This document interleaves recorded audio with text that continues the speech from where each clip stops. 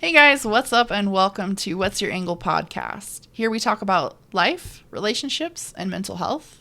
I'm Jessica. I'm Ryan. And let's jump in. Okay. So I've got 5 questions here. I figure we'll just questions and stories. I think this first podcast is going to be a lot of cut and paste. Honestly. Cotton paste? Cut and paste, yeah. Cotton paste. Cotton paste. So you don't know anything about these stories. I've just skimmed them over the last few minutes, but no, I don't know anything about these stories. I don't know where they came from. I don't know who sent them in. So these are all nameless, faceless stories. Great. So I created a Google forums? What's it called? Yeah, to collect information. Yeah, to collect info. And had people submit stories or topics that we could talk about. And these. Do you know who these people are? I think I know who a handful of them are, only because I posted on my Facebook page. But that doesn't mean anything, because I think the advice or whatever we talk about regarding these stories are things that I would, tell them in person. So that makes sense. It's not like, I'm being secretive about them. Right. Okay. We just dive on in. How do you handle sharing household chores? I feel like I do a lot more than he does. This gives me a resentful feeling. I work 3 part-time jobs and he has 1 full-time. Plus I take care of the pets, house, groceries, bills, entertainment, planning, vacations, etc. I'm so tired of begging for help. He feels his responsibilities stop at 6 p.m. How do I motivate him to take some of these things off my plate? I know you're laughing. Reading this question, I assume I'm assuming that the person who sent this in is female. It feels like who has a male partner. They long-term relationship, could be married, could not be married. Definitely live together. I think that's all pretty obvious. Mm-hmm. Reading this question and the way that it's phrased and the things that they're asking about suggests that this person's love language is acts of service. Okay. Which I think is relevant. This is a person who feels loved when their person does things for them, helps them, contributes. If you're in the kitchen washing the dishes, they come over and they also kind of help wash the dishes. That helps this person feel loved. So I'm going to say that he, the partner, doesn't know that. Okay. Clearly doesn't know that. Clearly? I think so. Okay. I think so. Or could it just be that he, we're just assuming that it's a female that submitted the question with a male partner. So assuming that, then he might be aware.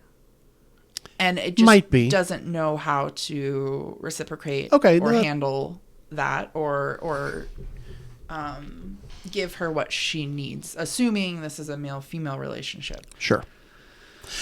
Okay, I'll give you that. That seems like it tracks. I think more often than not, he just doesn't know. He just hasn't thought about it. It hasn't occurred to him. I think that's probable. Okay. Let's say. So that's number 1. Number 2, I feel like I do a lot more than he does. And I think this is funny because you and I have had the same discussion. I think this is I think that you and I have had the same discussion. And we have had conversations where you feel like you do way more than me, and I feel like I do way more than you. Yeah. Obviously, that can't be possible, but what that has led me to believe for you and I is that you and I tend to focus on different things. Yeah. And that there are things that you think about when you think about chores, and there are things that I think about when I think about chores. And I don't always do the chores that are important to you, just like you don't always do the chores that are important to me. And I think that's how we ended up feeling the way that we did, at least the last time that we had that discussion. I think for us, yes, that is the case. But I do feel like from experience, there are partners that don't contribute. Yeah. And that they just expect 100%. Everything. So it's hard to assume, like, we can't even assume sexes in this question, but I think it's hard to assume. Yeah. So how I think it's just playing the odds. Like, how likely is it that it's this or that? Right. Which doesn't mean it's going to be perfect. It's the likelihood. So the two questions that this person is asking is, how do you handle sharing household chores? And how do you motivate him? Oh, well, they do use him. How do you motivate him to take some of these things off of their plate? So I take care of the pets, house, groceries, bills, entertainment planning, vacations, etc. I think one thing to ask is this person more the, I don't want to necessarily say type A, but perhaps the more organized of the partners? Yeah, well, that's you and I. I mean, in which case, it makes sense. That one person. It doesn't mean that it's okay for things to be uneven, but if these are the things that you are good at, then it might make sense that these are the things that you either pick up or you take the initiative on, and they help. But it might be that they feel like they're doing some things that you're not doing. Right. Again, because different people have different ideas of what are the chores. Well, I agree. Yeah. I agree in that aspect. I think what this question is missing is the key word of communication. Yeah. The person who has submitted this question, it's a lot of, I feel like he feels his responsibilities stop at 6 p.m. Is that just you assuming that's how he feels? Or has he said that my responsibilities stop at 6 p.m.? Yeah. So if we take a look at this with you and I take the lead on paying the bills. I take the lead on going to the grocery store. Thankfully. Yeah. If there's like, hey, there's something going on in town, why don't we go check it out this weekend? That's usually you. Yep. Because I'm just like, I don't care. Yeah. Like, we can go do something, cool. We can stay home, cool. I'm easy. I don't care. You and I, we split up the responsibility, and I wouldn't even say split, because it's split in the aspect of, here's the things that you do and here's the things that I do, but I don't think it's 50-50, and it shouldn't be 50-50. I think that some days you put in 80% and I can only give in 20%. Yeah. Some days we are at both 50%. Some days I do the 80 and you do the 20. It all really just comes down to my favorite word, communication. Letting the other person know, letting your partner know how you're feeling and where you are. The last sentence in this is, how do I motivate him to take some of these things off my plate? Motivation. If you were the partner, if this was us, and you needed me to be motivated, how would you handle that?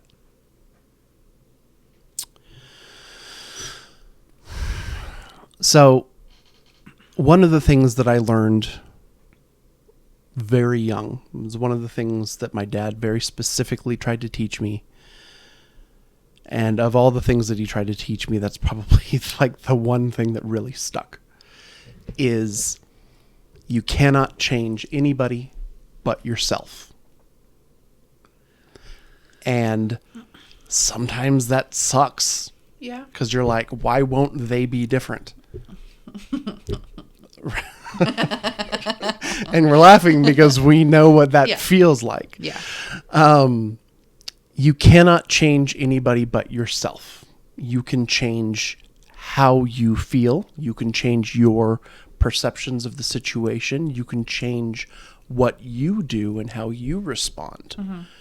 You cannot change the other person. You just can't. How do you motivate them, though? Well, I'm getting to that.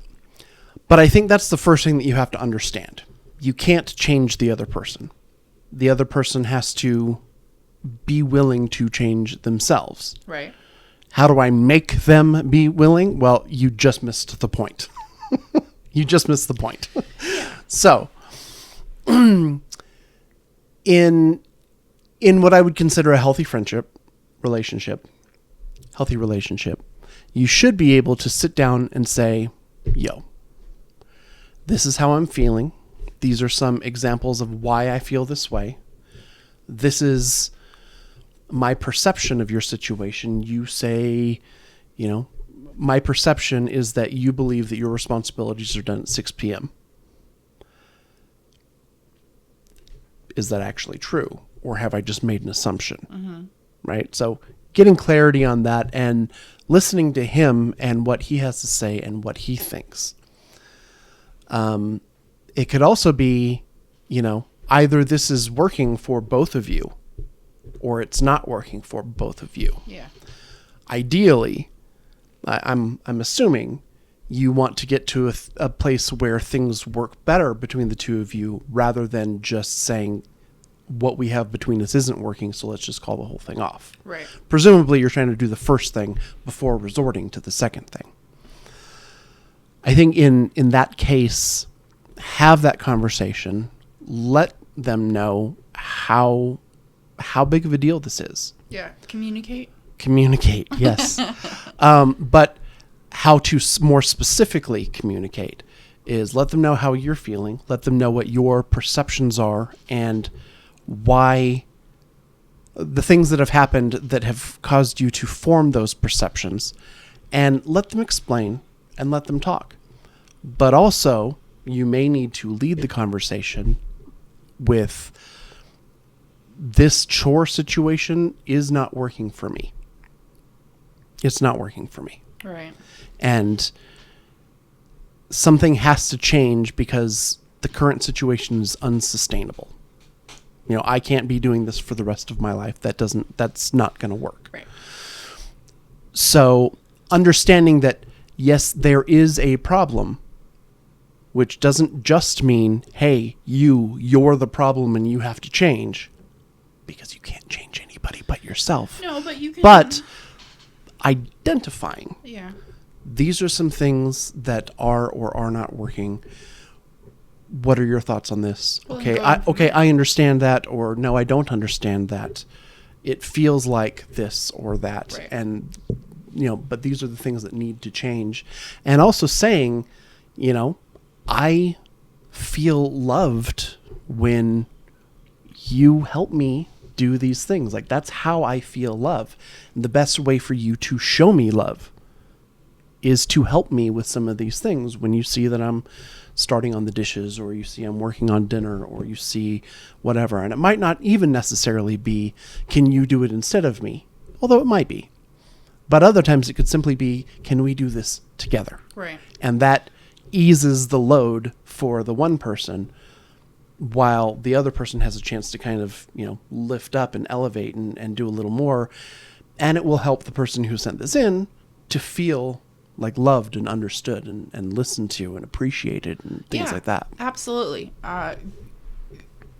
Sometimes though, you've done those things. Mm-hmm. You've expressed, you've communicated, and things still aren't getting done. So then I think at that point, you know, it might be a question of, is this the right person? I think there's a step before that. Well, I guess I've kind of gone, in my head, this person, it feels like this person has already expressed to their partner how they're feeling. And in my head, it feels like that this person is at the end, based on the question. They might be. They might be. Yeah. For this particular person, that's who I'm talking to, is if you submitted this question, then, and you have explained and expressed and communicated and done all of the things that you're supposed to be doing in a relationship, and that person still is not hearing or caring or listening or choosing to make an effort in that direction, then that person might not be for you. Or you might not be for that person. So there's one other thing that I think is worth thinking about, considering, working on. And this is something that you can work on for yourself, that a person could work on for themselves. Oh, I thought you were coming at me. No. Well, first episode. No. That a person could work on for themselves. Remember that communication is bidirectional. There's this thing I read a long time ago, and again, it's advice that I think has really helped me as I've grown up and matured and, you know, become more adult. There are, at the simplest level, you can break communication down into 3 buckets, or communication styles between people into like 3 big buckets. One is you could just like give them a look and they know exactly what you're talking about, and you don't even have to say anything. You know, my favorite example of this is that scene in Ocean's 11 with Brad Pitt and George Clooney, where they're sitting there at the bar and Brad Pitt just has his head down on the bar, and George Clooney comes up. He's like, "You got 10. We have 10 for this heist that we're going to do. You think 10 is enough? Maybe we need 11. Maybe we need one more. You think we need one more? Yeah, let's get one more." And all the dialogue is George Clooney, and Brad Pitt just still has his face down on the bar. And it's great because that's a great example of you're just on the same page. Yeah. You're just right. And that's great because you can use shorthand and the other person knows exactly what you're talking about. It's a very easy way to communicate. Right. The next level up is a little more deliberate. For example, you know, this is what I said. Is this what you heard? You know, this is what I think I'm communicating. Did you receive it in the way that I thought I was communicating it? Yeah, that way. And it's a little more effort. It's a little more paying attention, but it's one of those things where it's like, message sent, was the message received? You know, because that doesn't always happen. No, and with you and I, even. You and I think there's a decent amount of time, a good chunk of the time, because we're so different as people and we have such different experiences, we do have to kind of go to like, this is what I said, but is this what you heard? Right. And there are times when we thought we had communicated with each other, but what you told me, I heard something completely different, and vice versa. For sure. Oh, yeah. I think we were talking about this before we started recording, where, what were we talking about just before? Like, I know we were talking about exactly this. It was, I don't know, computer stuff, getting everything hooked up. Yeah. Anyway, there was a moment before we started recording where I'm like, you know, this is what I said. Oh, about assuming. Oh, yeah. Or like when I say this needs to get done, what I'm not saying is you didn't get this done, but that's what most people hear. Yes. What I'm saying is this is a checkbox that needs to end up checked. If it's already checked, cool. If it's not checked yet, let's do the thing. And but that's something that I do. But sometimes when I say, hey, let's make sure that thing gets done, you're like, whoa, it's already done. Yes, because the majority of people, as I was saying earlier, I know. The majority of people don't do what you do. The majority of people would get offended if you were like, hey, be nice to that laptop. Or whatever. That was what it was. Or whatever the situation is. When we were having software and camera problems and you started shouting obscenities at the computer. Well, fuck the laptop, man. That's stupid. Okay. Like, be nice to it. Jumping on to question 2. Oh, just to finish that last thought. Okay. There are 3 buckets. We talked about the first 2. Yep. The last one is I don't understand anything that comes out of this person's mouth. Like, whatever they say, whatever their language is, whatever language they're speaking, I have no idea what they're talking about. Yeah. Like, ever. I've only had a couple of cases of that in my life where the way that one person thought and spoke was so different from me that I'm like, I can't understand a single thing that you're trying to say. Like we need to get a translator in here because I have no idea what you're talking about. I feel like that with the kids sometimes. Like, they'll say something and I'm like, I'll just blankly look at them like, what the hell did you just say? And I don't think we're saying like sus or no cap. No, it's like real words. Yeah, real words, and they're trying to explain something and you're just like, that doesn't make any sense to me whatsoever. No. Okay. Are you ready for question 2? I am. I am going through a very hard phase of my life financially and am working a lot to make sure I can pay back all of my family loans before starting a family. Mm-hmm. I have a girlfriend who is amazing, but we are starting to have a lot of friction because of how long I work. Mm-hmm. I'm giving Ryan eyeballs. I'm ignoring the eyeballs. Recently, I have also had a lot of pressure from her parents to get married, but honestly, I'm not in any state to consider marriage, even though I love her very much. I need help. Part of me feels like running away and being a digital nomad like I used to be before. Just to get away from all of this. Yeah. Why don't you take the lead on this one? I have some very specific thoughts, but I want to hear yours first. So, you guys are going to hear me talk a lot about communication and communicating and communicating and communication. What? And communicating and communication. For me, that's how I build a lot of my relationships is the foundation of communication. So, for me, I feel like, okay, I'm assuming this is a dude. Sounds like a dude. I'm assuming it's a dude. Well, let's be more specific. Sounds like a man. A man. Because a dude, we grew up in California, so dude could be anybody. A person, it could be a woman, it could be a slice of pizza, It could be the gas pump. It could literally just mean like... Yeah, dude could be anything. Okay, so... It sounds like a man. A man. Mm-hmm. A young man. Probably 20s. Yes. I get the vibe. Yes, I'm feeling a young family who's trying to get started. I think that if you're not ready to get married, don't. Because getting married before you're ready causes a whole other round of chaos. Mm-hmm.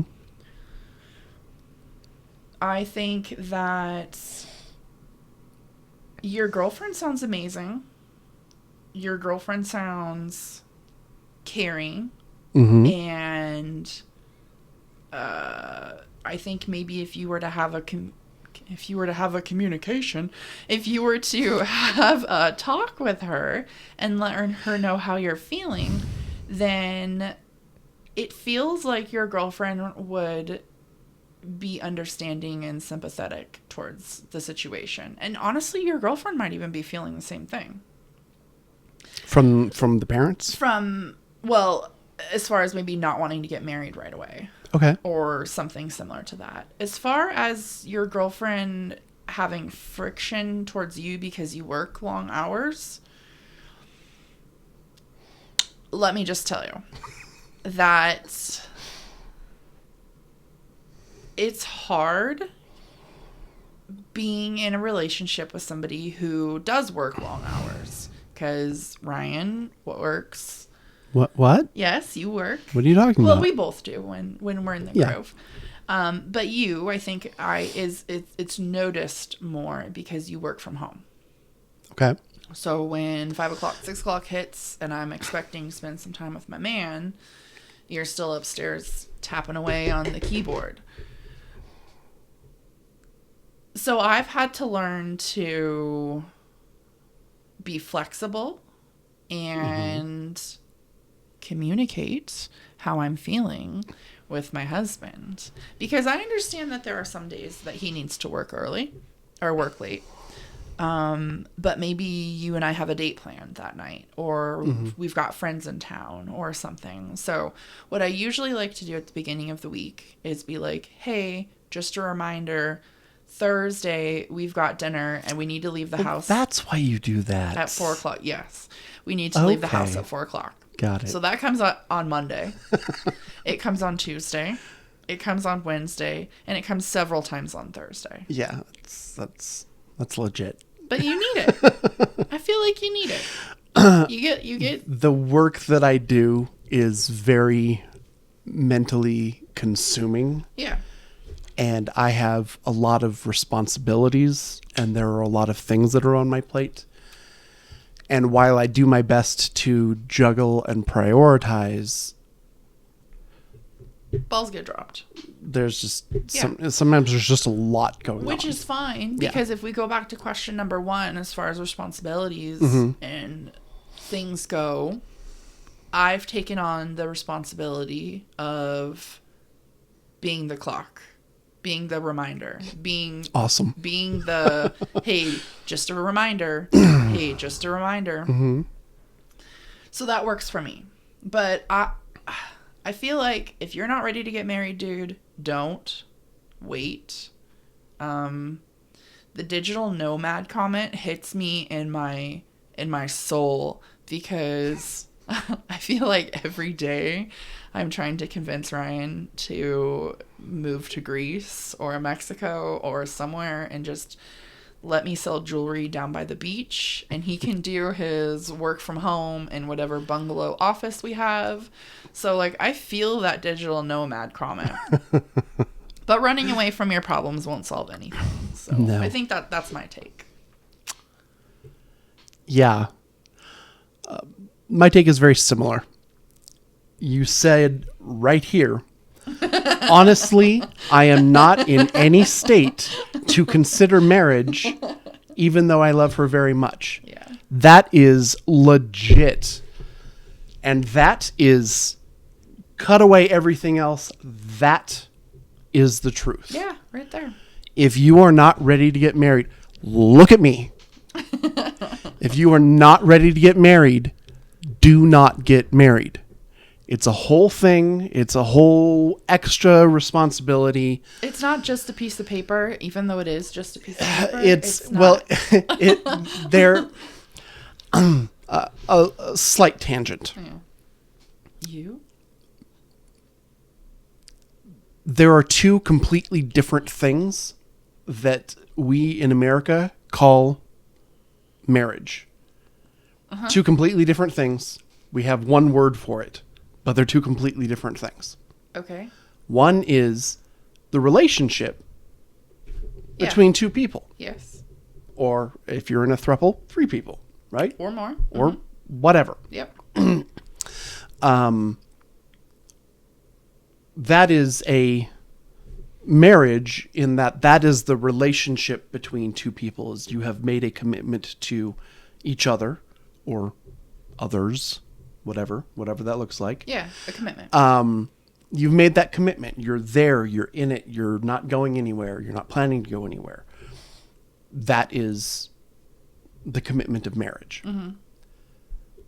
The other thing that is separate and different, but that we use the exact same word for, is a written legal contract that we have with the governments I'm shaking my head. in this country.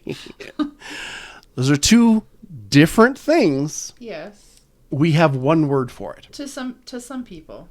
So, if you're there and you're committed and you're in it, that's great. But signing legally binding paperwork is a whole other thing that has nothing to do with your relationship. Yeah. That's a whole thing. Government sticking their nose where it don't belong. So, whatever your opinions of the government or governments in general are, it's a stop jimming the camera. It's legal paperwork that has nothing to do with your relationship and what's going on between two people. Right. So, coming out of the aside, do not get married if you're not ready to get married. So. Having said that, this is definitely something to communicate about, to have a conversation about. Oh, and I'm gonna interject. Quite Yeah. honestly, it's none of her parents' business. Oh yeah, 100%. Like, none. And good on you for wanting to pay back family loans and stuff before starting a family. Mm-hmm. But like, it's not the only part of the family's like business that involves this is the loan situation. Yeah. It looks like there are two things here. There are two things that need to be prioritized. Okay, number one. Well, number one and number two is up to this person. But the two things that where their prioritization needs to find some kind of balance is work to make money to pay back and committing to this girlfriend long term. Mm-hmm. You can kind of juggle, kind of balance, but if there's friction, if she's feeling like there's friction, what that means is that you are prioritizing work more. Mm-hmm. And she is feeling like she's below the 50%. Mm-hmm. Conversely, you can give her more than 50% and do work a little bit less, but then it's going to take longer to make the money to pay off the loans and the things like that. You have to have a prioritization first with yourself. Yes. And you need to be able to tell yourself the truth. The other is have a conversation with the girlfriend. Maybe that's a good conversation. Maybe that's a bad conversation. But you got to be able to tell yourself the truth, because there are obviously two things creating friction with each other in your life. And it's only going to continue to have friction until it resolves. Yeah. And the only way it's going to resolve is to tell the truth about your priorities and which is number one and which is number two. Yep, because those things will implode. Yeah. Very quickly. And if you get married before you've resolved that, then you could end up losing both. Everything. So take your time. So if you need to spend time thinking about it, spend time thinking about it. These are great things to ask about. These are good questions to ask yourself. Yeah. But you need to tell yourself the truth, whatever that is, and just be honest with yourself. Yep. And then be honest with everybody else and just own that honesty, even if it sucks, even if people get mad, even if people get their feelings hurt, even if it takes longer to pay stuff back. It's just the truth. Be honest and own that honesty. Yep. Good luck to you, Mr. Digital Nomad. Yeah. All right, we're on number 3. So, question. Hi, I'm in a quandary. I love that word. Yeah, me too. Quandary. I recently found an old high school love online. Ooh. I sent them a friend request, which they accepted. We've been chatting for several months, and my old feelings are resurfacing again. Ooh. This is called an emotional affair. We haven't even gotten to the problem. The problem is, I have a live-in partner. Okay. They are single. your live-in partner is single or this person from high school is single? It makes it... It's worded ambiguously. Yes. I'm going to guess that the person that they're chatting with online is single. Yes. I also am assuming that. Okay. My relationship is dull and boring, too routine. Every day is the same thing. Nothing ever changes. I love this person, but not in love. Okay. Do you want to go first or do you want me to go first? No, buddy, this is you, sir. This is me.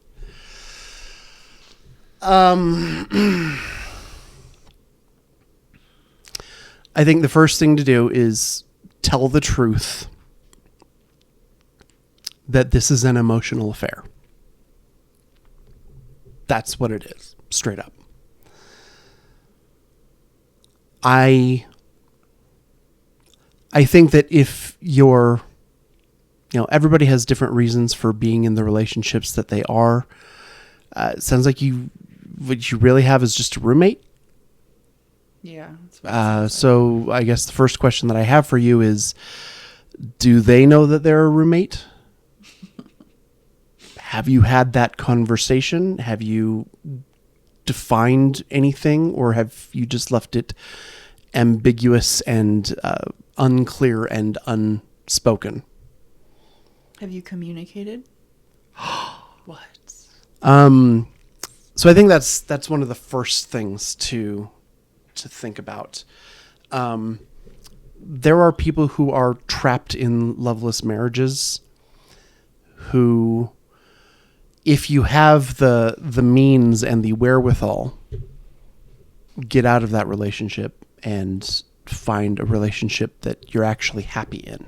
Because otherwise, if you're not in love with this person, you're cheating them and you're also cheating yourself. Well, and this other out of person, potential happiness. Yeah. Right. Like it's not good. You're cutting everybody is being cut off at the knees here. Hi-ya.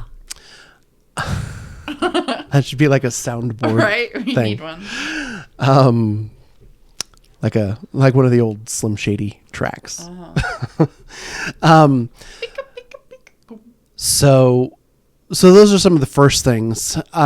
There are times when people are just trapped in relationships because of financial reasons, or like they've partnered together for some reason and now they're financially dependent on each other, or one person in the relationship controls the money and then the other person in the relationship doesn't have the control. They don't have their own bank account. They don't have their own stuff.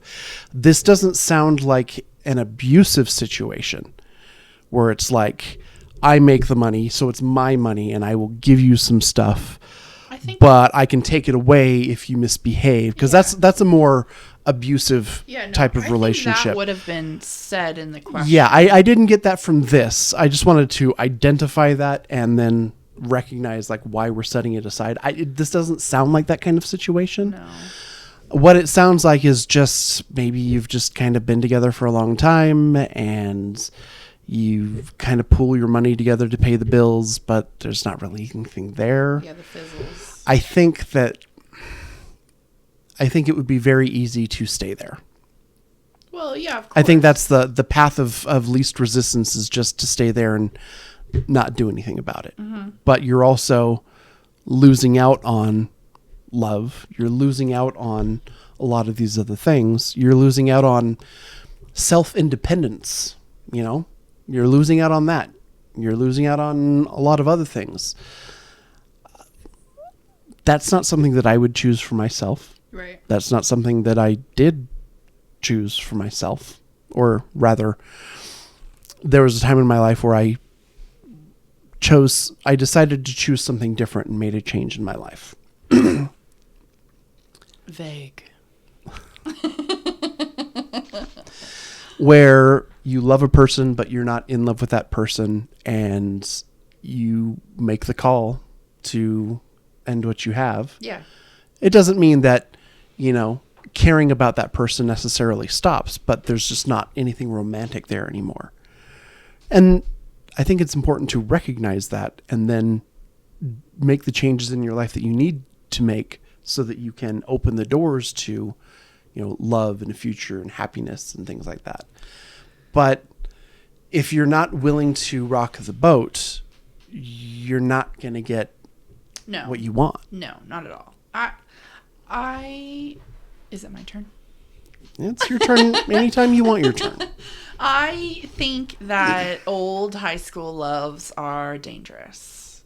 I think that hard agree. the appeal of rekindling that flame is exciting. You're either not the person that you were in high school, or if you are, that is its own other problem. That's a whole other topic. Yeah. Yeah, I agree. I think that it could work. It might work. It could be fun for like a year. But ultimately, that's a dangerous line you're toying with, as far as the old high school love goes. But you're in a relationship. You're not single. It definitely sounds like you guys have been together for a while. And that maybe you've fallen out of love with this person. Your last sentence says, I love this person, but not in love. And to me, if you love somebody, that's a friendship. Yeah.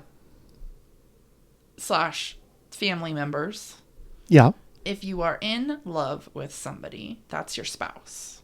Or better not be family member. Potentially spouse. Hey, we don't judge here. There's no judgment. So I think that this is definitely a tricky situation. I think that the healthiest option is one that is not discussed here. But you need to break up with which is person. To break it off with the person that you're with. Yeah. Be on your own for a while. Discover who you are when you're by yourself, because maybe you've forgotten who that person is. Mm-hmm. This is but true. Choose to be alone. Choose to yourself. Choose yourself. Yeah. Choose to be yourself and who you are, and figure that out, and be financially independent and be independent as a person. And then make decisions once you're in that good place. Mm-hmm. Something else I learned a long, long time ago that a lot of people haven't learned, people that I love very much have not learned this lesson yet. You will never make a good decision when you are fearful. No good will come to making decisions when you're afraid or fearful. Will never happen. So you have to get to a point where you have the confidence to be yourself and be your own person and handle your own life, and not be afraid of financial problems or afraid of relationship problems or afraid of something else, because as long as you're in that spot, you're never going to make a good decision when it comes to this stuff. Right. But with that, I hate to call it a position of power, but it kind of is. It's giving yourself the power to be in a good place where you're more likely to make good decisions for yourself, and you're not stuck having to make decisions that you don't like because it's just like the best of some bad options. Sort of leveling yourself up, if we want to use video game parlance. Well, level up to a point where you can make those good decisions. Choosing between two bad decisions is still a bad decision. Right. So. Yeah. Well, quandary. Good luck to you, ma'am. Next question. Ooh, this one is good. I haven't read this one yet. It was below the fold. Yes. I met a date at Starbucks, and he walked up to me and said, "Oh, wow, you are fatter in person." I never dated a fat girl. Me being me said, "Screw it," and went to his house, where I proceeded to drink all the alcohol. We went to have sex. I walked towards the bedroom. He says, "Oh no, that room is for sleep. no sex.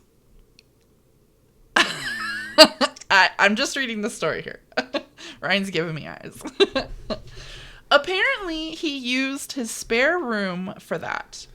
After we finished, I got dressed and walked out to my car. He comes running after me. I say, don't even bother calling me. He got so mad. So I look at him and say, you're welcome. A fat girl just gave you the best orgasm of your life. Now fuck off. He called me for months begging to see this fat girl again. I just laughed and laughed. Oh, wow. Wow. Sometimes you see a red flag. Sometimes you see several red flags. Sometimes the red flag is waving in front of you in the Starbucks parking lot. This is communist China. But I get where she's coming. Well, she? I'm guessing. I'm assuming. Oh, yeah, fat girl. Oh, yeah. I never dated a fat girl. I'm assuming, though. Okay. I'm going to take the lead on this. She... So jacked up. I've never been in this situation where somebody has said something nasty to me, and then I've still gone and fucked them. Like, I've never been in that situation. Mm-hmm. However, I understand where she's coming from. I understand getting the power of making this dude come with your fat body. Like, I understand that. That just sounds like drama to me. Oh, it's absolutely drama. But good on you. Good on you, girl. Good on you.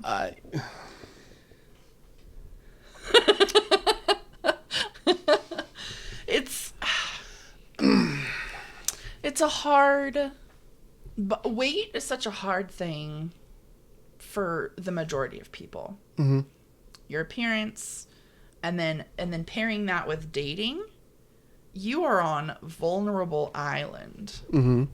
So I feel like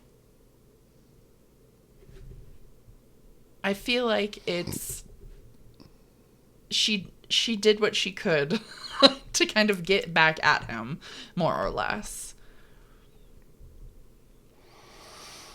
Yeah. What are your thoughts?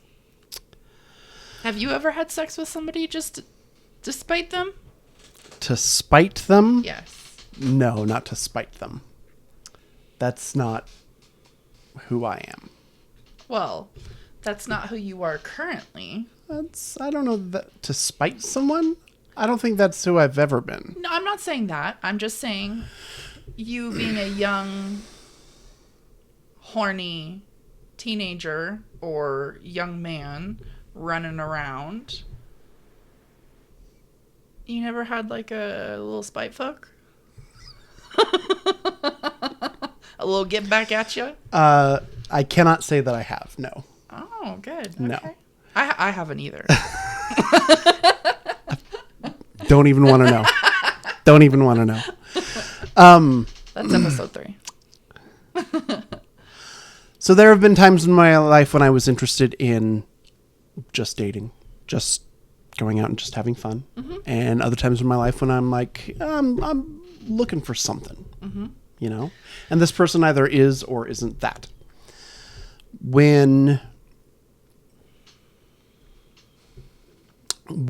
So I got married at 21, mm-hmm. which in retrospect was way too young. Okay.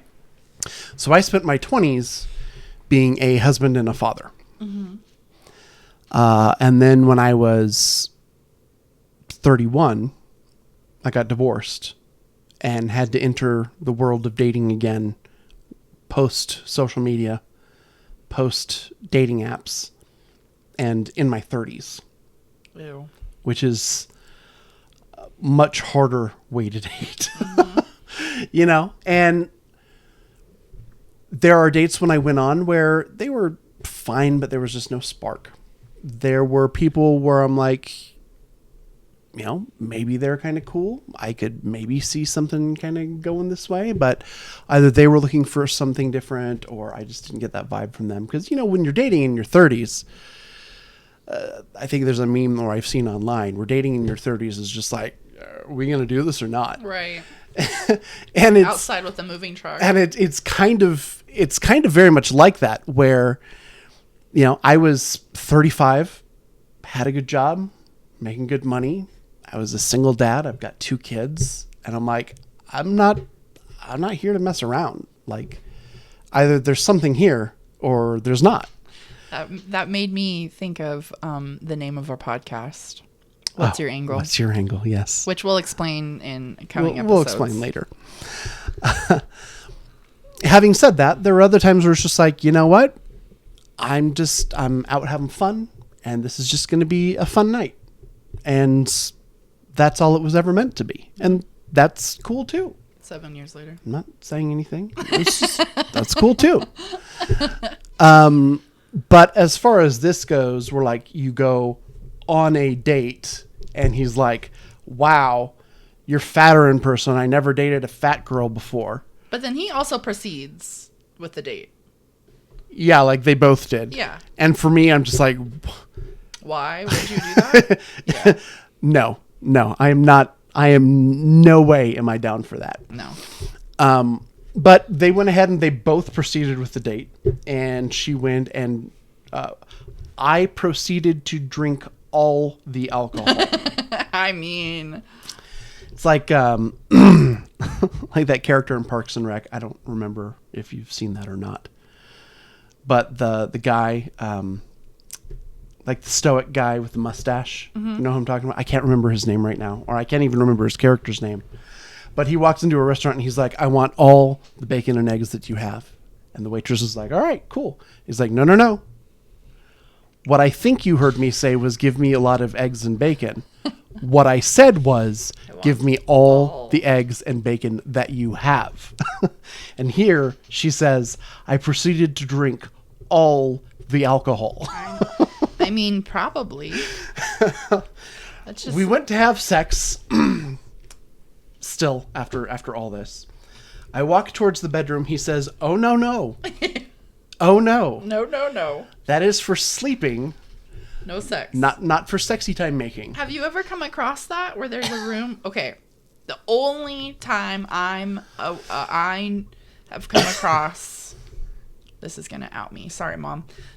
The only time I have come across where there are specific rooms for sex is when there are sex rooms. That tracks. Like, the that tracks. Right. I've never come across where there is like the guest bedroom for sex, but then I sleep in my master bedroom. Like, I've never heard of that before. I've heard of it. I've never encountered it. Like I've heard of it. When I have encountered things like this, it's because the person has a spouse. Okay. Like this guy has a girlfriend or a wife. Oh. Right. And he doesn't want to have sex in their bed. Oh. In their bed. Okay. No, that could explain it. For me, those are the only 2 times where I have seen or encountered or read or watched or whatever the situation, like quote unquote sex rooms. I think so. I haven't encountered this personally. I think the closest I've come to encountering this is, guys, I'm going to bed in my bedroom. You can use the whole rest of the house, but just like let me sleep. But that's I think that's the closest I've come to that.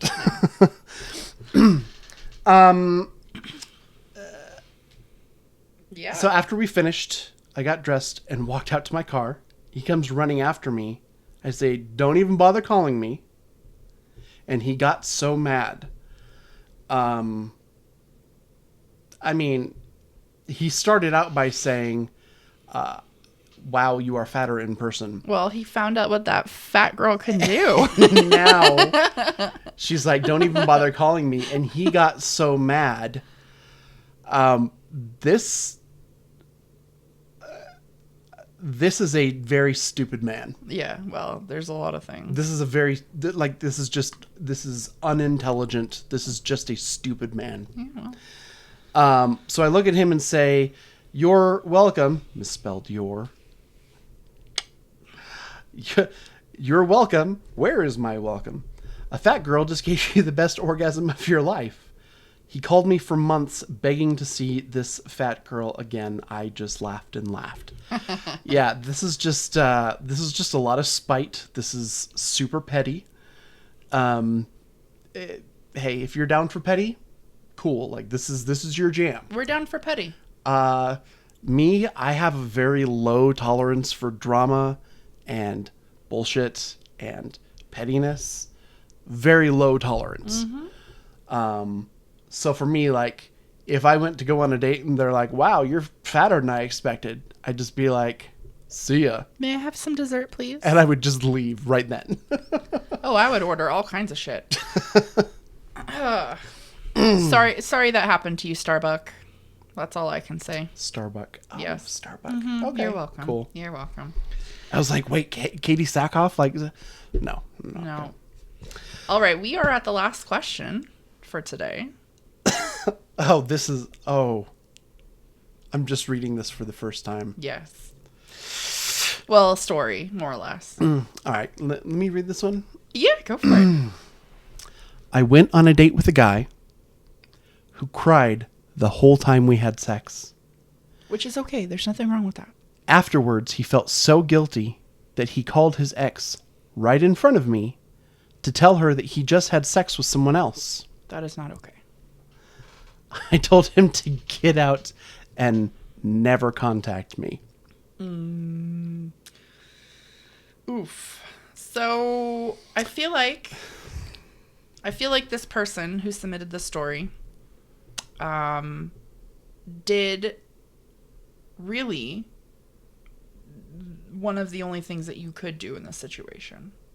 Yeah. Number one. Number two, if somebody is crying while you're having sex with that person, you kind of need to check in with them. Yeah. And figure out what's going on. Like, if somebody is crying during sex, and it's not like you guys have been together for a long time and maybe there's something going on, but like, presumably, I would guess that this is like first date, first hookup. The guy's crying the whole time. Sorry. Just be like, I have a picture in my what's up? Yeah, are you okay? What's going on? Does this feel good to you? Yeah, or even before that, like, should we even be doing this at all? Exactly. You know, exactly. is this even the right thing to do in the first place? Exactly. I don't know if those conversations happened. It's not in here, but that's one of those things where it's just like, you know. And he felt guilty. Sex should be enthusiastically consensual and fun. Yeah. Really. Why did he feel guilty though? That's what I don't want to. That's what I don't know. Did he? Maybe he broke up with his ex-girlfriend. Maybe. And then he slept with somebody else, and he felt really bad about it. He felt guilty. Yeah. That's the only thing. I can think of. That's certainly a possibility.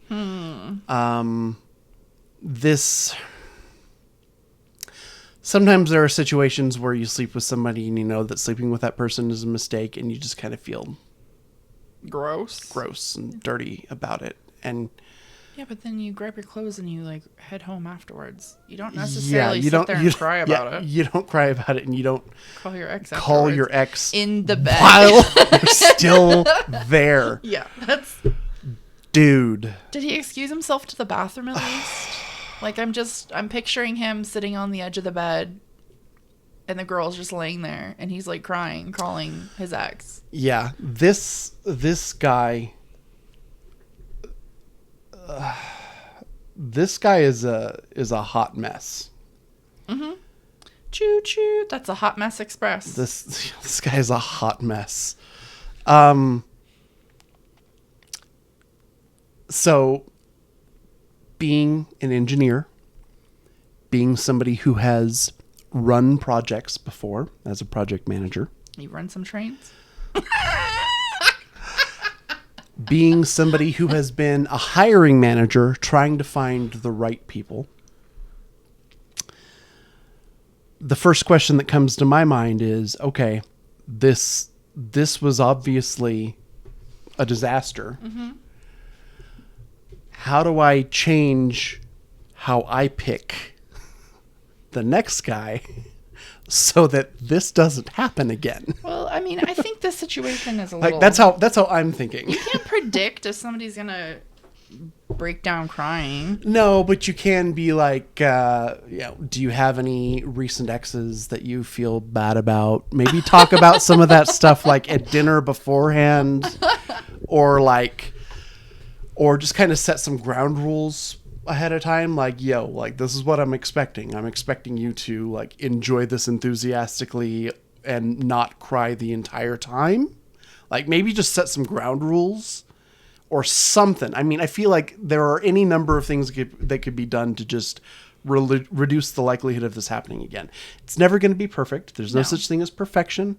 There's no such thing as 100% when human beings are involved. Correct. But you can reduce the likelihood by just improving your how you pick. Your picker is off. Yeah. Well, and some people just don't have a very good pick. this is true. Thank you for being part of this episode with us, watching us, listening to us, however you're consuming this particular podcast. If you like it, let us know in the comments. If you hated it, let us know in the comments. Yep, feedback is If good. you're like, hey, this was kind of cool, but that part sucked, let us know in the comments. Subscribe if you want more. Yep. What you said. Yeah, what I said. Yeah, what I said. Just right now. Have a great week. Bye, We will guys. see you next time. Bye. That couldn't have been any more perfect.